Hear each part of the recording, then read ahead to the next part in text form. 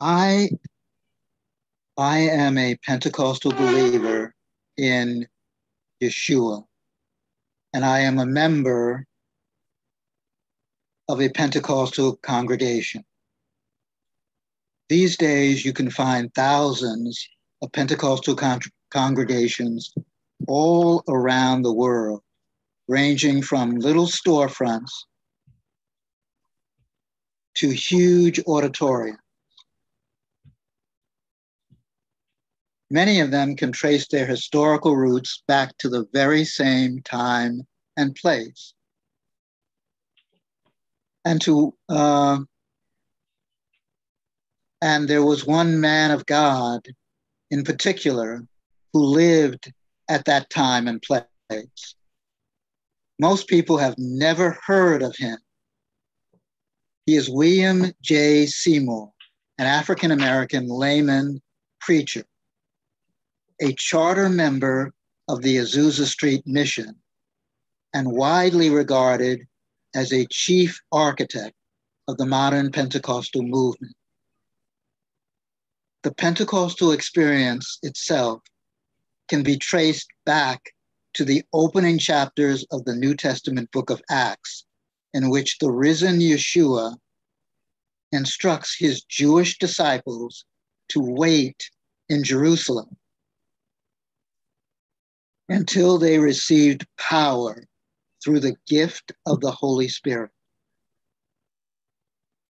They obeyed their instructions, and on a certain day, while they were waiting, they were all filled with the Holy Spirit and began to speak in languages they had never learned. This event is vividly described in Acts chapter 2. And they did receive power, supernatural power that would enable them to take the gospel of Yeshua across continents and also across cultural and linguistic barriers, so that the gospel would extend beyond the Jewish world to include the ancient Greek-Roman world. In later centuries, the Pentecostal movement would be overshadowed by other movements and traditions spreading among God's people. As a result of neglect, spiritual ignorance, and even persecution, the full knowledge of what Pentecost was all about faded from memory and would not be recovered until the early 20th century. But the Lord's desire to give his people the power of his Spirit was finally recognized by God's people in 1901 at a Bible school in Topeka, Kansas. Some students at the school received the baptism in the Holy Spirit and began to speak in unknown tongues, just as the disciples waiting in Jerusalem had almost 2,000 years earlier.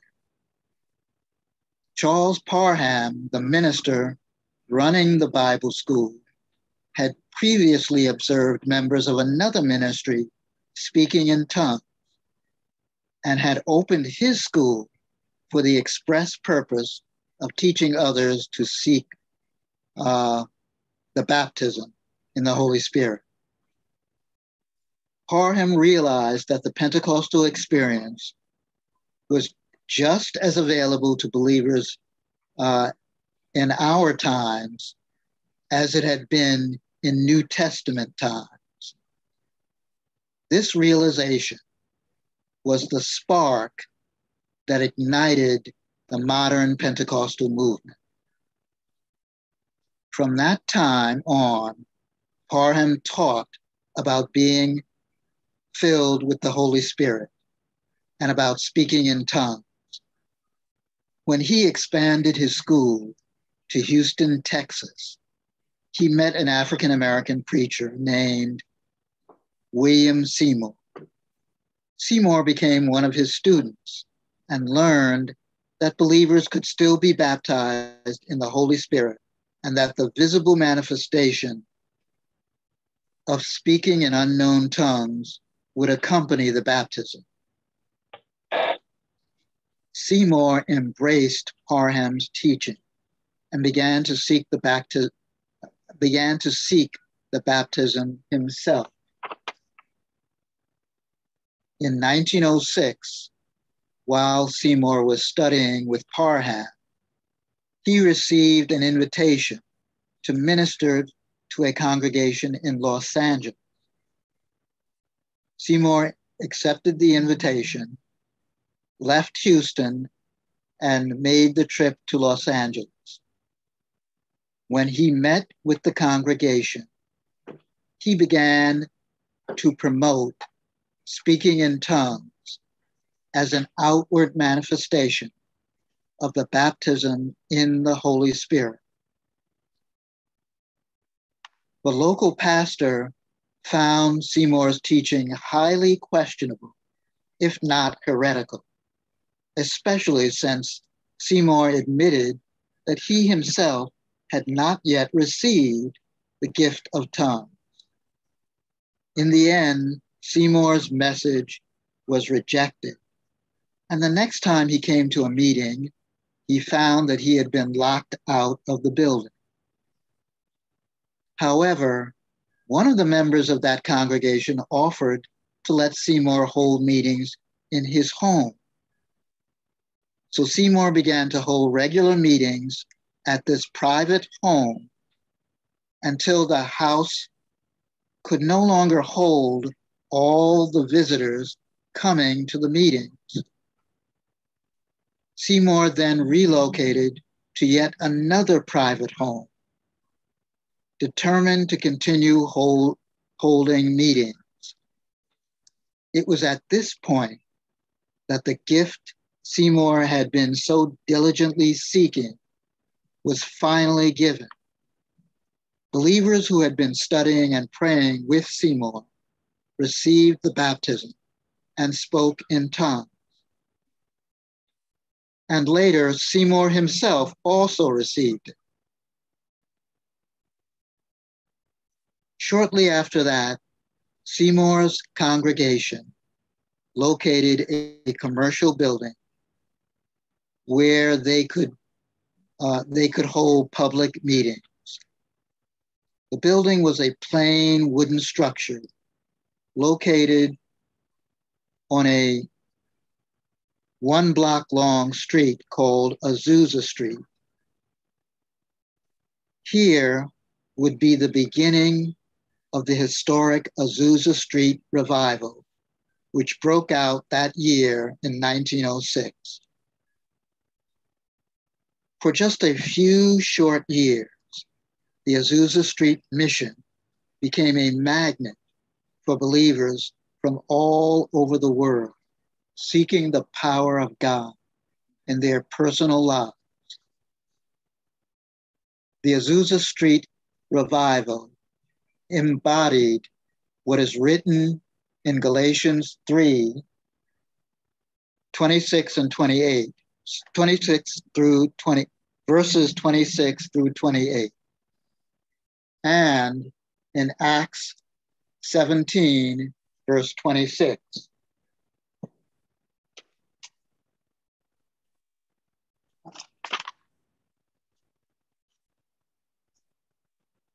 In Acts 17, verse 26, we read,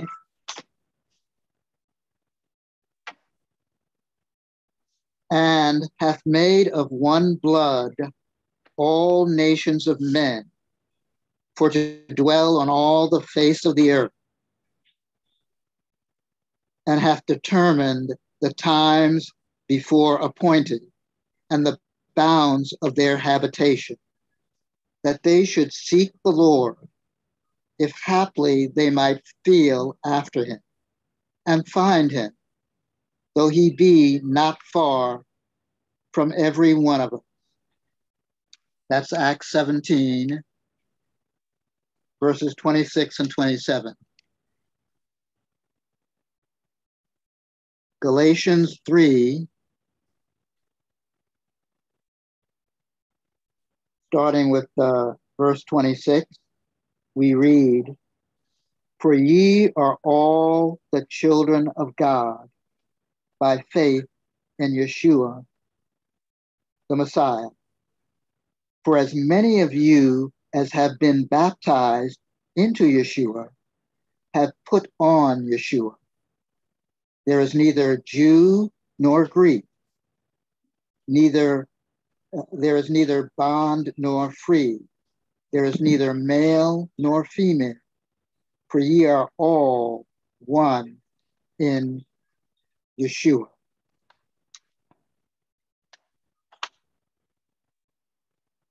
Under Seymour's leadership, people of different ethnic backgrounds freely worshiped and prayed together at the Azusa Street Mission, despite living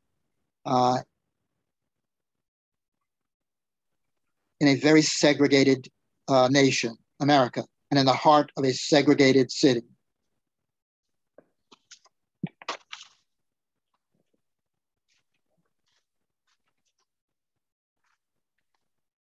At that period in the country's history, there were so many prayer meetings, revivals, and Bible schools taking place all across the country, and various preachers and teachers rising to prominence. So much of this was going on that it would really be quite a challenge to determine who played what role and how significant each individual's role was in shaping the modern Pentecostal movement. A passage I found from Luke's Gospel, chapter 22, I think helps us to put this whole issue of importance in perspective.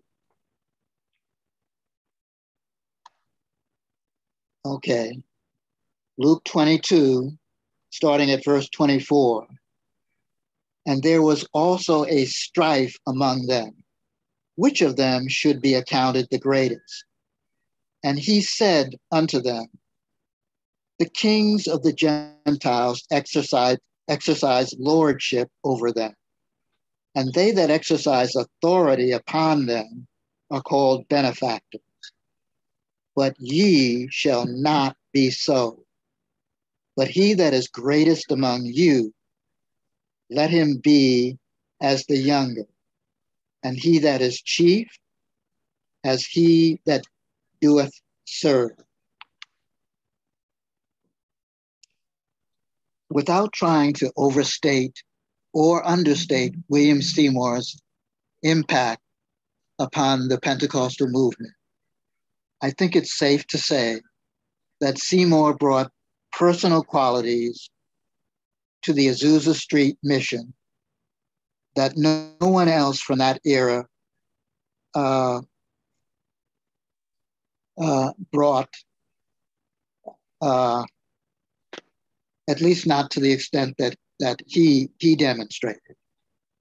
His humility, his patience, his servanthood, and love set him apart. And it's been a century since William Seymour died.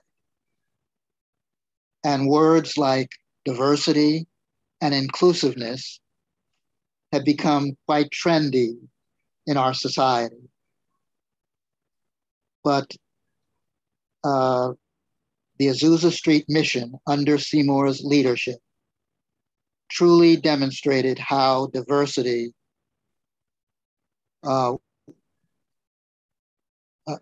could actually manifest itself within a community of believers. I hope that